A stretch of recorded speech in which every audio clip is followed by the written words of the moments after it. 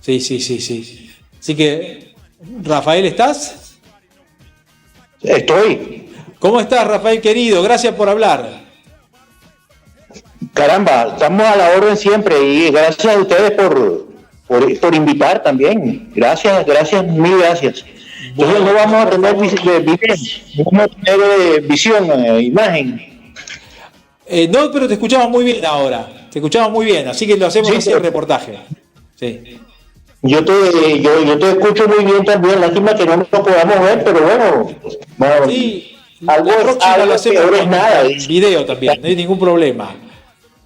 Y vos ibas a hablar sobre la diáspora venezolana.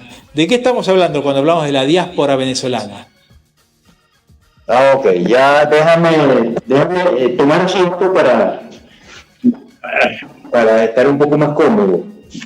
Sí. Okay. ¿Qué entendemos nosotros de la diáspora venezolana? Es decir, diáspora, ¿me ves o no? Sí me oyes, ¿no? No tenés audio nada más, sí. Ok.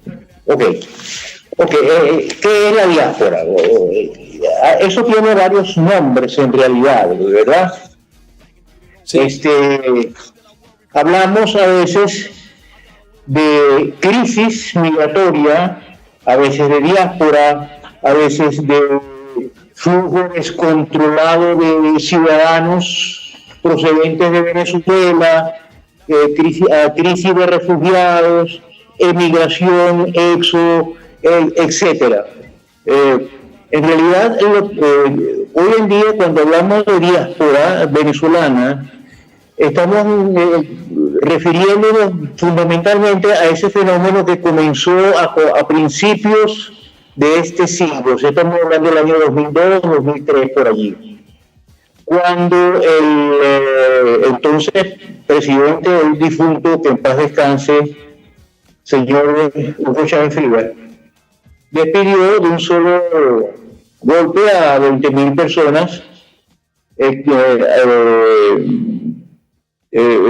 trabajadores de PDVSA de distintos niveles, ¿verdad? Que en un momento dado se declararon como en rebeldía democrática. Estaban hablando como venezolanos que no les gustaba aquello y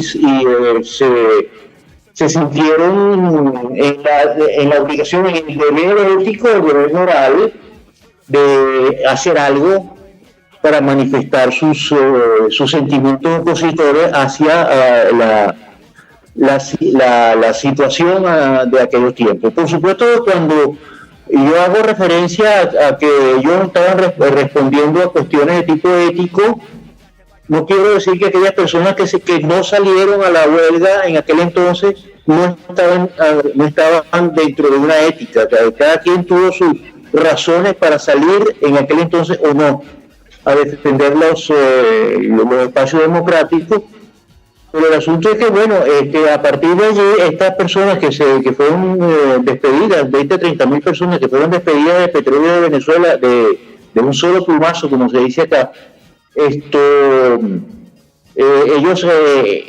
muchos de ellos ya empezaron a emigrar de Venezuela.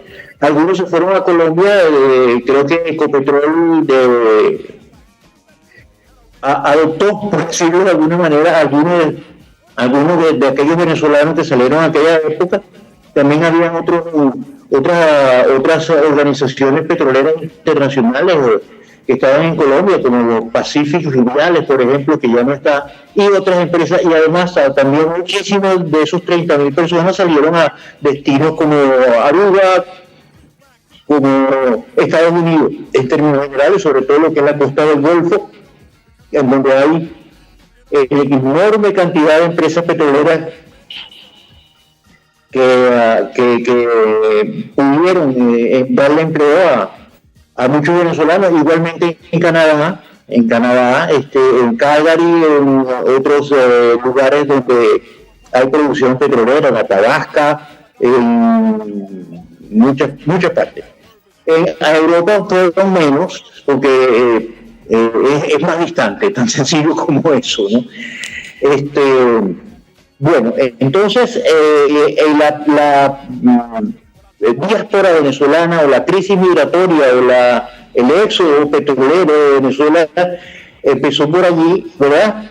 Y ya a principios de allí, de esa fecha, 2003, 2004, 2005, etcétera, quienes salían eran técnicos petroleros, básicamente, o de otras ramas industriales que se vieron también desfavorecidas, y también por esas fechas empezaron a salir alrededor de 2005, 2009, empresarios que cayeron en desgracia con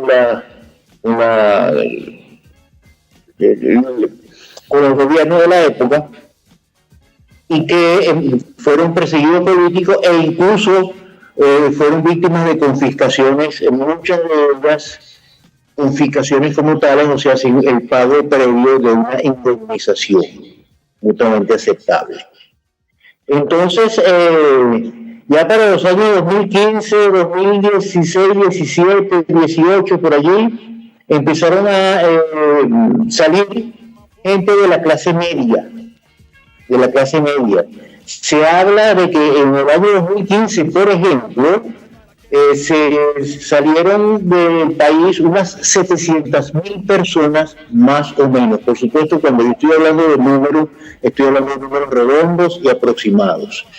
Hay algunas cifras que no son oficiales, y la razón es muy sencilla. ¿Por qué no son oficiales? Porque el gobierno está muy reticente en dar cifras oficiales, porque no le conviene, así de sencillo.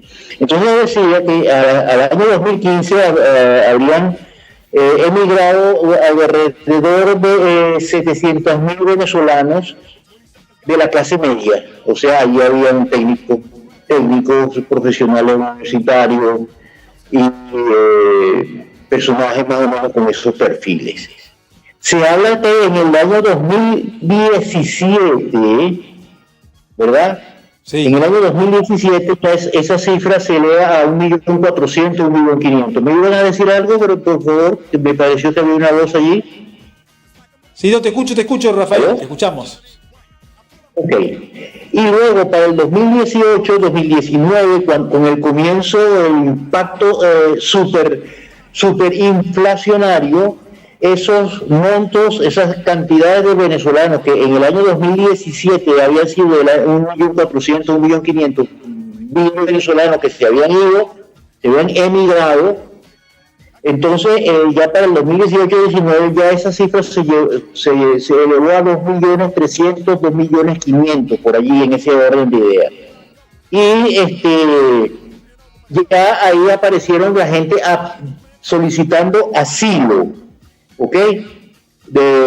Por razones políticas, personas que alegaron ser perseguidos, haber sido víctimas de maltratos en eventuales salidas, entradas a sitios de retención, llamémoslo estaciones de policía,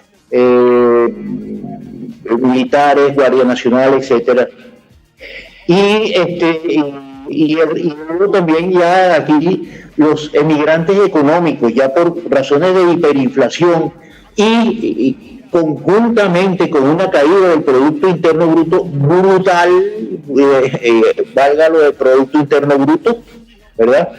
Empezaron a ver emigrantes por razones básicamente económicas, o sea, que sus ingresos no le alcanzaban. Y esa es la situación, sigue siendo hasta ahora igual, ¿ok? O casi igual. Te consulto, Rafael, en estos momentos, como te decíamos antes, hay meses en los cuales Venezuela tendría menos inflación que Argentina, y acá desde Argentina hemos recibido a muchos venezolanos con los brazos abiertos, con gran cariño, gente adorable, muy querida, y aparte que comulgamos con la causa en contra del autoritarismo, ¿no?, que vive Venezuela, así que se ha integrado de una manera maravillosa, pero muchos están comenzando a volver a Venezuela o a ir a otros países, ¿no? ¿Esto tiene que ver con lo mal que está Argentina, con que ha mejorado la situación en Venezuela, o cómo verías vos la situación? Mira, yo, vista las cosas desde acá, yo tengo como 40 años que no voy a mi Buenos Aires querido, como yo lo digo. Sí. He visto que las cosas en Argentina, con el perdón de los argentinos, no marchan nada bien. Peor está Venezuela que Argentina. La caída del Producto Interno Bruto de acá de Venezuela, yo en Argentina como que no lo veo en esas proporciones al menos. Y lo mismo la inflación. ¿Cuánto es la inflación en Argentina? ¿50% al año? Bueno, ahora estamos, se espera para este año 90. Madre querida. Bueno, perdona la expresión tan espontánea. Pero es así, sí, tal cual. En Venezuela es mayor. En Venezuela es mayor. Lo que sí que en tiempos recientes el gobierno ha aplicado una especie de qué sé yo, llaves o cerraduras de emergencia, llaves de paso, para parar un poco el flujo de circulante que genera inflación. ¿Ok? El primer usuario de la acuñación de moneda inorgánica es el Estado, a través del Banco Central, que de hecho ya dejó de ser un banco central, o el banco, como se llama ya, el Banco de la República Argentina. El Banco Central acá era un banco totalmente independiente, incluso hace muchos años atrás llegó a ser un banco semi-privado, pero el usuario, el beneficiario principal de la acuñación de moneda inorgánica es el Poder Ejecutivo, ¿ok? Que usa ese dinero para pagar el déficit de flujo de caja de una empresa que se llama Petróleos de Venezuela, del cual hemos oído hablar bastante. Entonces, como Petróleos de Venezuela necesita un flujo de caja enorme, eso, la mayoría de ese dinero inorgánico va a financiar a Petróleos de Venezuela, y Petróleos de Venezuela lo que hace es firmarle un pagaré o una letra de cambio, lo que sea, al Banco Central, o buscan cualquier sofisma por ahí loco para justificar y crear un registro de un dinero que salió del Banco Central para PDVSA y que a lo mejor nunca volverá. De manera, te pongo en auto de que yo trabajé en Petróleos de Venezuela nada más que casi 30 años. Ah, ok. Sí. Te consulto para ir cerrando, porque los tiempos acá nos restringen. ¿Ves que la situación económica de Venezuela va hacia una mejora o es más de lo mismo? No, mira, es más de lo mismo. Lo que hay un pequeño rebote del fondo donde estábamos, en donde si antes, por ejemplo, para ser breve, pesábamos 100 kilos, ¿verdad? Con la caída del Producto Interno Bruto en kilos, bajamos a 30 kilos. Y ahorita estamos en 33 kilos. O sea, todavía queda bastante para llegar a donde estábamos antes. Clarísimo, Rafael, muchas gracias por esta posibilidad de conversar con vos y con esta visión sobre la situación histórica, económica y social de Venezuela, y ya volveremos a hablar con vos porque es un tema que nos preocupa mucho desde Argentina, desde América Latina, y que bueno, decimos en Argentina que Venezuela va un poquito adelante en el camino al que va la Argentina, por eso, digamos, estamos muy atentos a qué sucede, ¿no? Esperemos que poder revertir esta situación en Argentina, pero la realidad es que es bastante complicado. Muchísimas gracias. Que los argentinos piensen en Juan Bautista Alberdi, ese es mi mensaje final. Así lo haremos, y desde la Fundación Atlas lo promovemos siempre, la figura de Alberdi, para tratar de revertir este destino que parece difícil evitar. Un fuerte abrazo, Rafael, gracias. A ustedes, muy agradecido. Un gran abrazo. Hasta luego. Hasta luego. Bueno, y luego de conversar con Rafael Marcano, economista y abogado venezolano, que nos hablaba desde allá, desde Caracas, nos despedimos, los saludamos, les agradecemos por habernos acompañado y nos vemos en la próxima semana para seguir conversando sobre negocios, contexto de negocios, las economías de los países, las sociedades, las mentes de las personas y todo lo que nos afecta en nuestro día a día para poder trabajar y para poder estar más cerca de nuestros sueños y hacerlos realidad. Un fuerte abrazo, nos vemos la próxima semana nuevamente y hasta la próxima, lo mejor está todavía por venir. Chau, chau.